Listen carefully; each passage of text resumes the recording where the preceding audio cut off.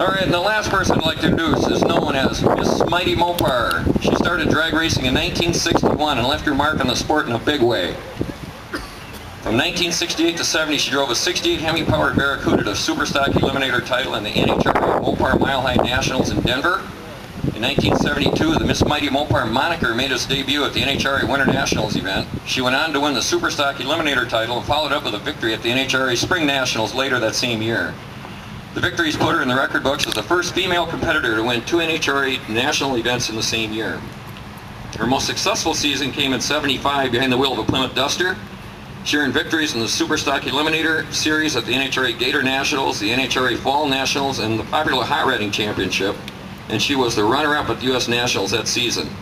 During her career, she was NHRA Division V points champ 5 years with 3 in a row, 71 through 73. Carcraft magazine named her Superstock Driver of the Year 3 times. She set 2 NHRA Superstock records and is a member of 2 Drag Racing Halls of Fame. Ladies and gentlemen, Miss Mighty Mopar herself, Judy Lilly.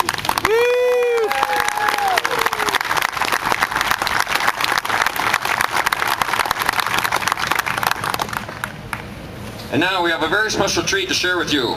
Judy's very first Mopar race car, her 1967 Belvedere 1 426 4-speed, is here today along with its owner, Jim Drain, all the way from Pinellas Park, Florida. Jim, where are you? There you are. Jim bought this car 19 years ago on a tip from a friend at Harms Auto, who saw it in a want ad in a newspaper, and he has painstakingly restored this car to the same condition Judy last saw it in some 41 years ago. And I can tell you, he has slugged it out with this car for the last, he's worked on it 6 days a week, tirelessly for the last 2 months to try to get ready for this show. And it's a huge effort. Jim?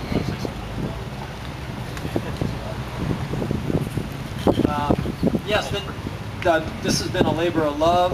When I first bought this car, I had no idea of its significant race history, and for me it was just another one of the Hemi Plymouths that was going to be in my collection. But once I started doing some research and then finally meeting Judy in York, PA, I realized that in addition to having a very special car, she was a very special lady, and that just made all the sense in the world to me to do it the way it was raced in the campaign. And I've done everything in my power to just make it as accurate as possible, and just so many thanks to so many people for helping me pull this off. Thank you.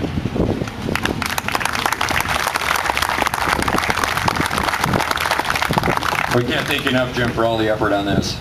Judy, you haven't seen this car. You campaigned it just over 1 year, and you haven't seen it since 1968? Are you ready to take a peek?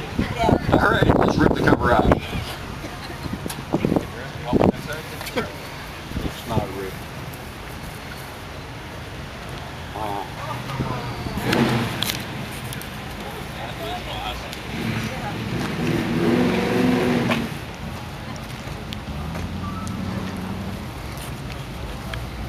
Take a look at that, folks. History right here.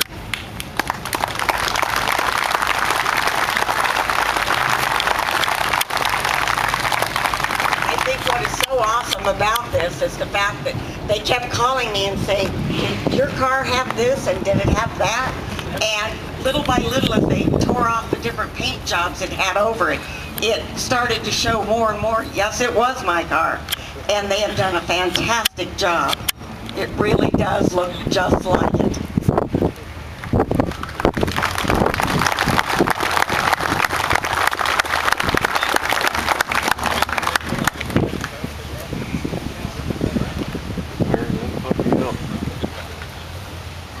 We'll get a couple of pictures here, and then we'll see if we can